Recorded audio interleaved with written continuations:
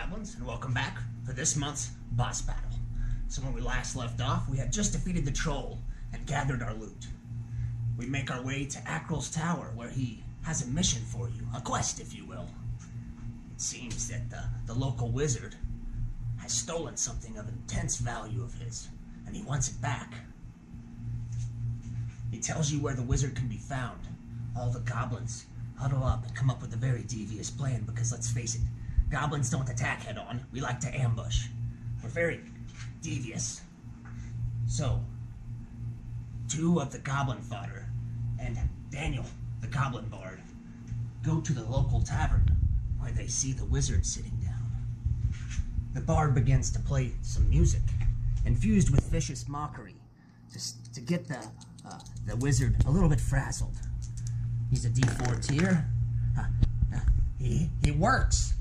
He does a total of 1 point of psychic damage to the wizard.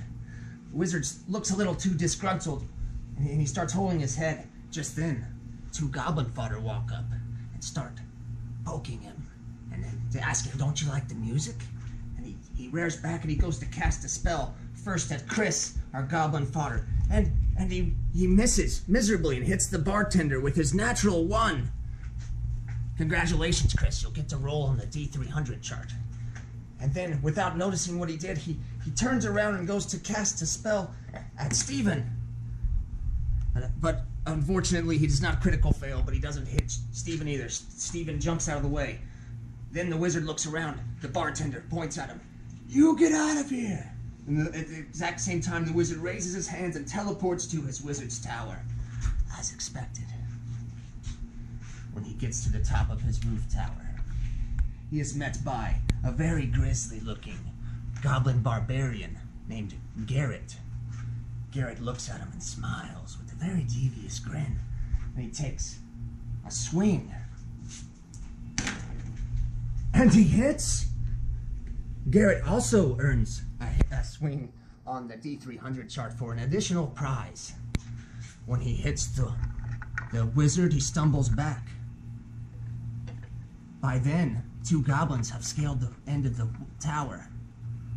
Sorry, one goblin. One goblin. It appears to be a goblin druid. The goblin druid, by the name of Scott. Scott transforms into a giant stag and tries to shove the wizard off of his own tower.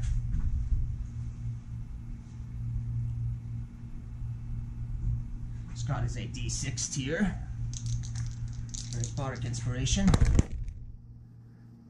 19, just short of the wizard. As he goes to hit the wizard, who was disoriented, the wizard stumbles out of the way on accident and the stag flops off. But he's okay, you know, it's a goblin druid, there's a meat shield. So left on the tower, the goblin backs up in case he has to take another swing. But just then, 2 arrows come from the rooftops of the local tavern and somewhere else. I forgot where I put it. Oh, here. See? Stealth check is on point. So our rangers are D6 tier Marion. Oh, where's the D4? Oh, it's in my hand. Marion swings, and unfortunately Marion does not make a hit, as he rolled a 1. And the other archer, our D8 tier goblin, the stray goblin, takes his arrow swing from the other rooftop. This has to re-roll, it's on its corner. Unfortunately, this arrow also misses, and I think he shoots his goblin buddy, but it's okay, he doesn't mind.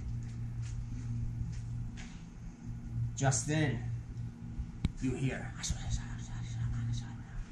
as our friendly warlock, Dylan, was hiding in Akryl's tower, and his spell comes to fruition as he tries to summon a demon into the warlock's presence to do damage for him.